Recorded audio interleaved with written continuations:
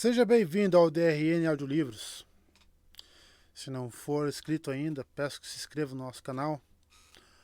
Acompanhe os nossos audiolivros aí. A gente tem bastante conteúdo.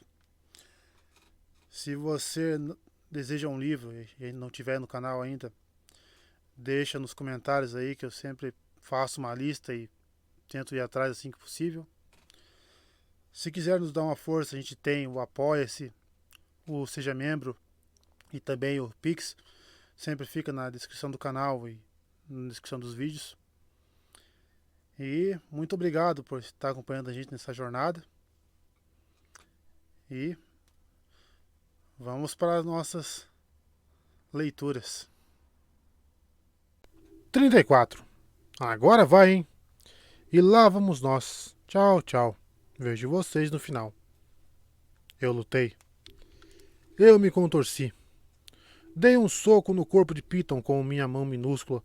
Depois cutuquei a ferida com meu ukulele várias vezes, torcendo para irritá-la até que me largasse. Em vez disso, seus imensos olhos reluzentes só observavam, calmos e satisfeitos, enquanto os meus ossos desenvolviam fraturas que eu conseguia até ouvir. Eu era um submarino na fossa das Marianas. Meus parafusos estavam estourando. Não morras! Implorou a flecha de Dodona. A hora chegou. O que? Tentei perguntar, mas o som mal saiu de tão pouco ar que havia em meus pulmões. A profecia a que Piton se referia, disse a flecha. Se deves cair, pois que assim seja. Porém, antes, usa-me. A flecha se torceu na minha mão, apontando para a cara gigantesca de Piton. Meus pensamentos estavam confusos, afinal. Meu cérebro meio que estava explodindo. Mas entender aquilo doeu como ter sido perfurado pelo braço de um ukulele. Não posso, pensei. Não.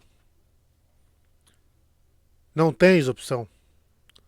A flecha parecia resignada, determinada. Pensei em quantos quilômetros eu havia viajado com aquele pedacinho de madeira e como eu pouco ouvia suas palavras. Lembrei o que ela me dissera sobre ser expulso de Dodona. Um galinho descartável e uma floresta antiquíssima. Um pedacinho de que ninguém sentiria falta. Vi o rosto de Jason. Vi Heloísa, Clave, Jade, Dom, Fauno e Dakota. Todos que haviam se sacrificado para me levar até lá. Agora, minha última companheira estava pronta para pagar o preço do meu sucesso, para me permitir a única coisa que eu sempre disse para não fazer. Não. Crocitei o que provavelmente seria a última palavra que eu conseguiria dizer. O que foi isso? Perguntou Piton, achando que eu tinha falado com ela. O ratinho está implorando por misericórdia, é? Abri a boca incapaz de responder. A cara do monstro se aproximou, ansiosa para saborear meus últimos gemidos. Fica bem, amigo, disse a flecha. Apolo cairá, mas Apolo se erguerá novamente. Com essas últimas palavras, reunindo todo o poder de sua antiga morada, a flecha terminou a profecia do réptil. Piton se colocou ao meu alcance e, com um soluço de desespero, eu enfiei a flecha de Dodona até as penas no seu enorme olho. Ela berrou de dor, sacudindo a cabeça de um lado para outro. Seu corpo afrouxou só o suficiente para que eu conseguisse escapar. Eu caí, todo desajeitado, na beira de uma fossa larga. Meu peito latejava. Algumas costelas quebradas, sim, e talvez um coração partido também. Eu já havia excedido em muito a quilometragem máxima recomendada para o corpo de Lester Papadoulos. Mas tinha que seguir em frente, pela flecha de Dodona. Tinhas que seguir em frente. Precisei de todas as forças para ficar de pé. Piton ainda se contorcia, tentando desalojar a flecha do olho. Enquanto Deus da medicina, eu poderia ter avisado que isso só pioraria a dor. Ver meu antigo projeto shakespeariano espetado na cara da serpente me encheu de tristeza, fúria e insubordinação. Senti que a flecha tinha perdido sua consciência. Eu esperava que tivesse voltado para o bosque de Dodona, se reunindo aos milhões de outras vozes sussurrantes das árvores, mas temia que simplesmente tivesse deixado de existir. Seu sacrifício fora real e irreversível. A raiva pulsava dentro de mim.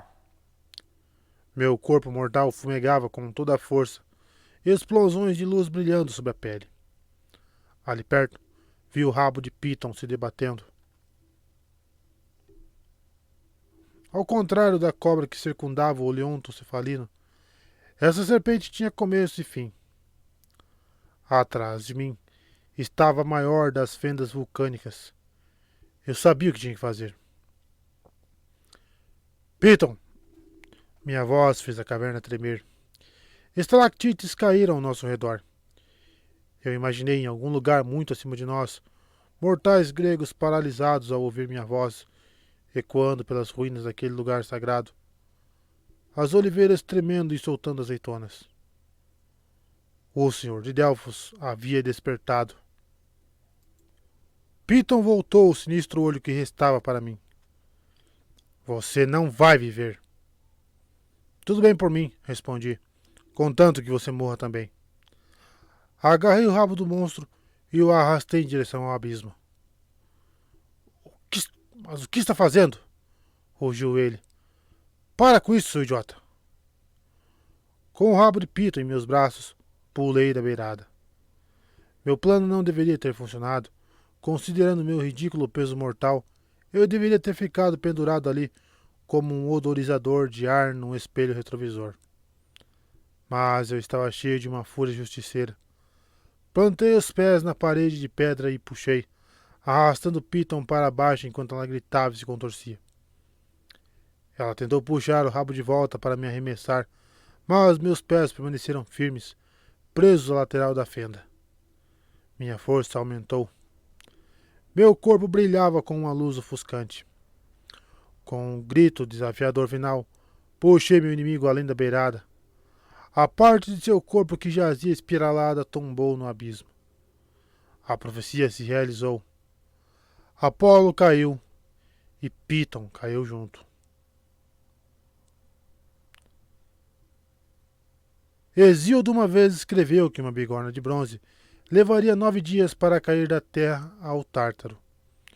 Eu suspeitei de que ele tenha usado a palavra 9 como metáfora para não sei exatamente quanto tempo levaria, mas chutaria muito, muito tempo. Hesíodo tinha razão. Eu e Piton caímos embolados nas profundezas, trocando de lugar, batendo nas paredes, girando na escuridão total para o brilho avermelhado da lava e repetindo todos os movimentos de novo. Considerando a quantidade de dano que meu próprio corpo sofreu, era possível que eu tivesse morrido em algum momento da queda. Mesmo assim, continuei lutando. Eu não tinha mais nada para usar como arma, então golpeei com punhos e pés, socando o corpo da besta, chutando toda a garra, asa ou cabeça recém-criada. Eu tinha superado a dor e chegado ao nível a agonia extrema e a nova plenitude. Dei uma pirueta para que Piton absorvesse a maior parte do dano das nossas colisões contra as paredes. Não conseguimos nos livrar um do outro. Sempre que nos afastávamos, alguma força nos atraía de volta, como o sagrado matrimônio. A pressão ficou insuportável. Meus olhos saltavam das órbitas. O calor me assava como uma fornada de biscoitos de Sally Jackson, mas meu corpo ainda brilhava e fumegava. As artérias de luz mais próximas da pele me dividindo em um quebra-cabeças 3D de Apolo. As paredes da fenda se abriram ao nosso redor e caímos pelo ar frio e tenebroso de Erebros, o reino de Hades. Piton tentou criar asas e sair voando, mas seus apêndices patéticos de morcego não suportaram seu peso, especialmente comigo pendurado às suas costas, quebrando as asas assim que elas brotavam. Pare com isso! Rosnou Piton. A flecha de Dodona ainda estava espetada em seu olho destruído. A cara dela estava coberta por sangue verde que escorria de vários lugares que eu chutara e socara. Eu te odeio. O que só mostra que mesmo arqui-inimigos de 4.000 anos ainda podem encontrar coisas em comum. Com uma explosão imensa, afundamos na água. Na verdade, estava mais para uma corrente violenta de ácido cinza de gelar os ossos. O rio Estige nos carregou para longe.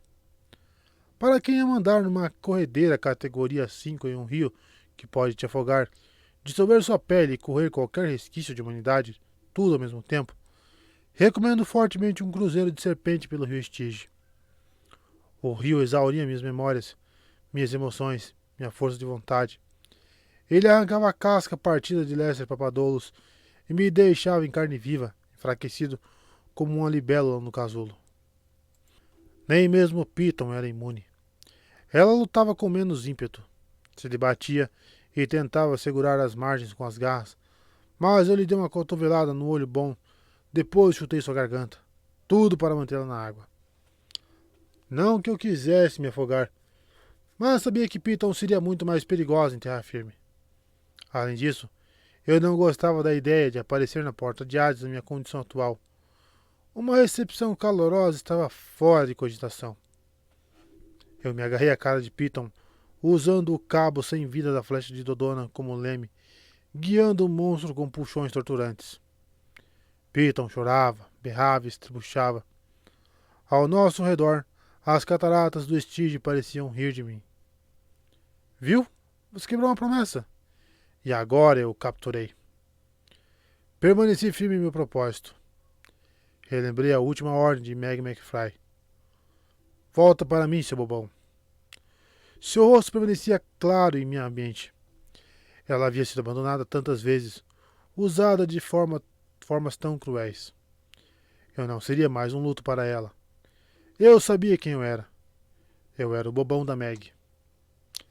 Piton e eu girávamos pela correnteza cinzenta e então, sem aviso, caímos de uma cachoeira.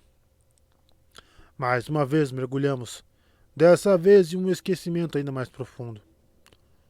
Todos os rios sobrenaturais desaguam no Tártaro, o reino onde os terrores primordiais se dissolvem e se formam de novo, em que monstros germinam no corpo continental do próprio Tártaro, dormindo eternamente em seu sono eterno. Não deu tempo de tirar uma selfie. Caímos pelo ar ardente e pelas gotículas da cachoeira abissal, enquanto um caleidoscópio de imagens girava, entrando e saindo de vista. Montanhas de ossos negros como as escápulas dos titãs, paisagem com textura de carne pontilhadas de bolhas que estouravam, revelando dragões e górgonas recém-nascidos. Torres de fogo e fumaça escura cuspindo no ar explosões sombriamente festivas.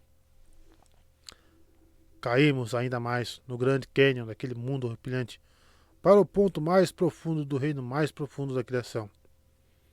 Então batemos em rocha sólida. Nossa, Apolo, dizem vocês, com surpresa na voz. Como você sobreviveu? Não sobrevivi. Àquela altura eu não era mais Lester Papadopoulos, não era Apolo. Não tenho certeza de quem ou do que era.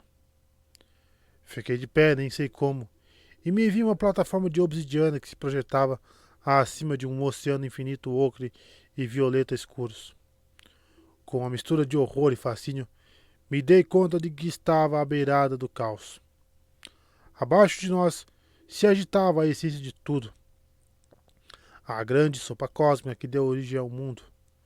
O lugar onde a vida começou a se formar e pensar. Ei, eu sou diferente do restante dessa sopa. Um passo à frente e eu retornaria àquela sopa.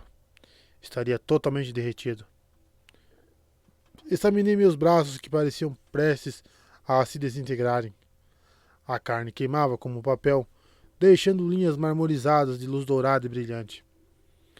Eu parecia um daqueles bonecos transparentes de anatomia criados para ilustrar o sistema circulatório. No centro do meu peito, mais sutil do que qualquer ressonância magnética seria capaz de detectar, havia um redemoinho de energia violeta. Minha alma? Minha morte? Fosse o que fosse, o brilho estava aumentando. O tom lilás se espalhando pelo meu corpo, reagindo à proximidade do caos, trabalhando furiosamente para soltar os fios dourados que me mantinham inteiro. Isso provavelmente não era bom. Piton estava caído ao meu lado, seu corpo também se desfazendo, drasticamente reduzido de tamanho. Ela agora era só 5 vezes maior que eu, como uma serpente ou um crocodilo pré-histórico. A forma é uma mistura das duas coisas. O couro ainda ondulando com cabeças, asas e garras disformes. Empalado no seu olho esquerdo, a flecha de Dodona ainda estava intacta, sem nem um pedacinho de pena fora do lugar. Piton se ergueu nas suas patinhas atarracadas, bateu os pés e uivou. Seu corpo estava se desfalecendo, se transformando em pedaços de réptil e luz, e devo dizer que eu não gostava daquele novo visual, disco crocodilo. Ela cambaleou na minha direção, sibilando meio cega. Vou destruir você. Eu queria dizer para ela relaxar. Caos já estava fazendo as honras, destruindo nossas essências rapidamente. Não precisávamos mais lutar.